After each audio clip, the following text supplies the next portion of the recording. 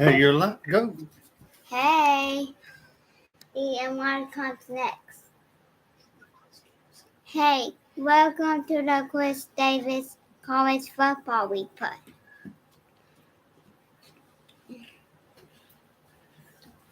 That was good. Hello, guys. That was my awesome son, Max Davis, with the introduction.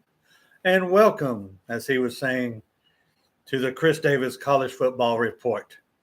Well, what a week of college football we had this past weekend. And it wasn't so happy for my Seminoles, who lost a tough one in Charlottesville to Virginia. They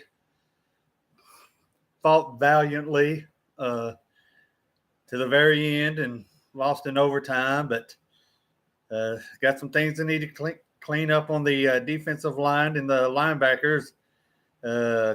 Need to stop letting people run clean and underneath, not covering them, but we need to do better, and we will in the big matchup that much of America will be looking forward to this weekend. I know I will be, as the Seminoles take on the number 2 ranked Miami Hurricanes in Tallahassee at Doak Campbell Stadium on Bobby Bowden Field. There was a lot of great games. I'm getting better. I'm healing as I managed to get through that loss. Thank you for all my co-workers who were nice for the most part and decent to me. Cut me a little slack. But, it's tough, but like I said, we'll be back. Some of the good games that were this past weekend, there was some great games from like Saturday afternoon all into the night. Penn State and Oregon. Oregon went into Happy Valley where they were doing the whiteout, and Oregon came out with a victory, which is not easy to do up there at night. And they're doing that whiteout thing. Great battle. Dante Moore, the quarterback from Oregon, was great. Another game that was really fun to watch and entertaining was the Mississippi State-Tennessee game. I know Max and I were going back and forth between the Mississippi State and Tennessee and the Ole Miss and LSU game. And first of all, I mean, Mississippi State hung in there. It was a tough battle. Game could have gone either way. Tennessee brought a lot of people wearing that orange down to start Vegas. And it was at the start of the season, if anybody would have said that this would be like a really good game, a lot of folks probably think you're crazy. But it was. Mississippi State battled to the very end. And Tennessee went down to Starkville and came out with a W. Had a couple of friends of mine that were at that game, and they were telling me how loud them cowbells were. If you ever go to Starkville, if you've never been, you better carry Tylenol, some earmuffs, something for them daggum cowbells, because it gets rowdy down there. The other game, LSU and Ole Miss. I was not surprised with this. LSU, first of all, let's just talk about LSU. And I hate to be ugly, but LSU, for a team that many people had high hopes of being great this year, unless they learn how to run the ball, it might be a long season for Brian Kelly and his Bayou Bengals. And then I found out that Nussmeier's hurt. He's not 100%. And that offense they have is just not getting it done. And it sounds like it's starting to get to Brian Kelly a little bit. I was not surprised Ole Miss whooped up on them. Brian Kelly might be in a little bit of trouble. and it could start to get bad down in Baton Rouge. On the other side of the podium or whatever, Ole Miss continues to look good, impressive. Trinidad Chambliss looked spectacular. I mean, they ran the ball. Ole Miss did practically whatever they wanted to do, and they looked really good against LSU. They just wore them rascals down, and Ole Miss was victorious in Oxford this past Saturday. But it was a good game. Somebody explained this to me. Why didn't somebody tell me that I picked Arkansas to beat Notre Dame? Because I don't know. I guess I thought Lou Holtz was still at Arkansas. I don't know. Because Notre Dame went into wherever they were at in Arkansas and just whooped up on them Razorbacks. It was a rough one, and it cost Sam Pittman his job, and now Bobby Petrino's he's cleared house, and he's running things over in Fayetteville. And I figured that was going to happen anyway. I figured Arkansas brought Petrino back, and they saw the writing on the wall that this might happen, and they got rid of Sam Pittman. And bless his heart, he did the best he could. But Petrino's in charge now at Arkansas, and we'll see how the Razorbacks do the rest of the year. Auburn, oh Lord, another coach that's in trouble. Hugh Freeze and Auburn, their offense is horrible. Starting to get very upset down in Auburn, and as Texas A&M defeated them, and down at Texas A&M and College Station, and I don't know what's going on with Auburn. They brought in Jackson Arnold, and they thought he was going to be a big-time quarterback, and he's not. Ugh. It had me, he don't look that great. And Hugh Freeze, what has happened to you? I mean, I thought he used to coach, and now he can't do nothing. But so he better get it together. The boosters will get him out of there. And the last game I wanted to talk about, Virginia and Florida State. Well, we got down 14-0, came back 21-14, but our offense showed out. They did. Tommy and the guys did good, but the defensive line and the linebackers. Every time I looked up, Virginia was running a guy across the middle, and they couldn't cover nobody. Everybody was running wide open.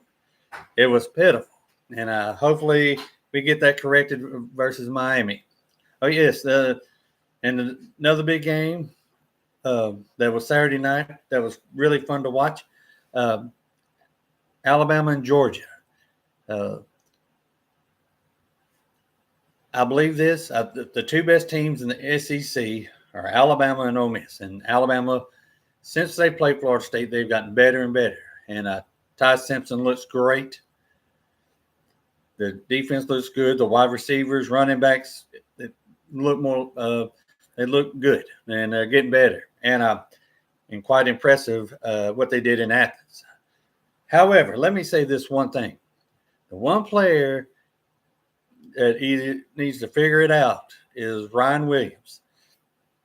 If you were watching the game, there was 2 times he completely whiffed, and Herbstreit made a big deal about it, and rightfully so, about him whiffing on the blocks. He missed them completely.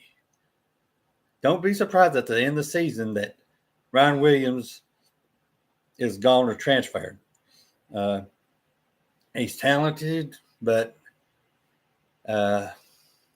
he does not have the mentality or whatever you want to say. He's too busy thinking about pro decision. He's not worried. He when he catches the ball across the middle, he has alligator arms. He ain't going to hurt himself for the team. He ain't going to do whatever it takes. And if he wants, he's got the talent, but if he wants to be an elite wide receiver like Alabama's known for, like Julio Jones and Waddle and all them guys, he's gonna have to take it to another level, and it's going to be a shame that young man wastes his talent the good Lord gave him. And but anyway, Alabama walked into Athens and walked out with a W. Alabama's tough right now, and I don't see a lot of people beating them. We got them, but I don't know how many other teams will. There was by the way, congratulations to Ole Miss, who went from I don't know where they were ranked, but this week they're ranked number 4 in the nation. They made a big jump. Everybody's talking about, and how do they handle? Everybody's saying how good they are, and we will see in the coming weeks. This week, probably not as many good games. There are some good games, but just not as many. The first game we'll talk about is the Bulldogs from Mississippi State taking on Texas A&M, and they got to go down to College Station. And Texas A&M's offense is really good, and College Station is a tough place to play. You got 1 million people watching you play in that stadium, and of course I'm exaggerating, but it's a lot of people there, and it can be figure a little bit intimidating. And I figure Texas A&M, it might be a close ball game, but I think Texas A&M prevails in the long run. Let's see. And Georgia takes on Kentucky. Georgia will be looking to bounce back after a tough loss at home. They had a winning streak, a long winning streak, until Alabama ended it. And actually, I think this game's at Kentucky. So, but they're still going to be okay. Georgia's a fine football team. They got a good young quarterback. Gunnar Stockton's a good quarterback, and they will prevail against Kentucky.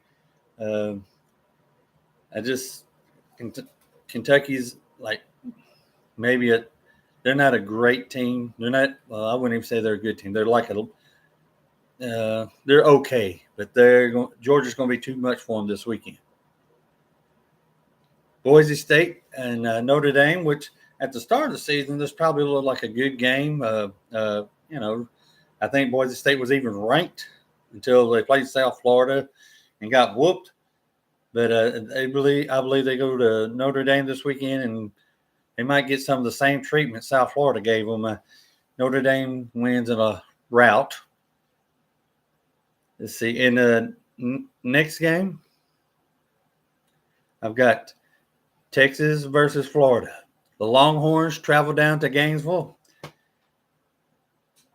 Texas, their offense is in Florida. The offense is about the same. They're bad.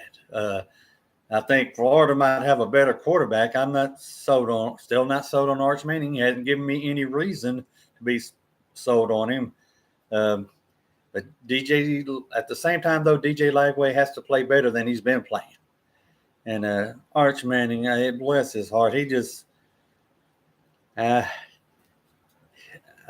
just don't see it happening. That's a tough enough place to win, and a lot of people disagree with me. I know they say, "Well, Texas got a great defense." Florida has a pretty good defense too. They did pretty good against Miami. Yes, Miami won, but it's because their offense couldn't do nothing. And but I think that's going to shock the world. But Florida, I'm picking to beat Texas. UVA, University of Virginia, takes on Louisville. How does Virginia handle everybody handle? How does Virginia handle everybody telling them how good they are this week after they beat my Seminoles, the Rascals? They're good. They convinced me, and or who knows? Maybe Florida State got their best shot, and they won fair and square. Well, we'll say almost fair and square. But anyway, they won. Time to move on. And I think they'll show that they're a pretty good ball team and beat Louisville this weekend. Louisville's got a good running back, but Tony Elliott's got them guys playing good, as unfortunately my Seminoles found out. And last but not least, the big game of in my humble opinion, college football weekend. The tropical depressions, the hurricanes come up to Tallahassee to take on the Seminoles, which is going to be a primetime battle in Doak Campbell Stadium. Everybody talks about Carson Beck. And they got weapons. They got running backs. They got Ruben Dane on defense. That's good. And this might be one of the greatest teams from way I've heard it. I mean, this might be one of the greatest teams of all time. And Florida State has no chance, even though the betting, the point spread is only 4.5. But you know what? Dadgummit, my Seminoles are pretty good. And I think we're going to get the defensive line and the linebackers straightened out. Tommy Castellanos, Micah Danzy, Deuce Robinson, Gavin Sawstruck, all the guys are going to be fired up. Earl Little Jr., Daryl Jackson, they're going to be ready for these hurricanes. And, yeah, I know I'm alone probably on this island picking my Seminoles to win, but you know what? I picked them to beat Alabama too, and I'm sticking with them.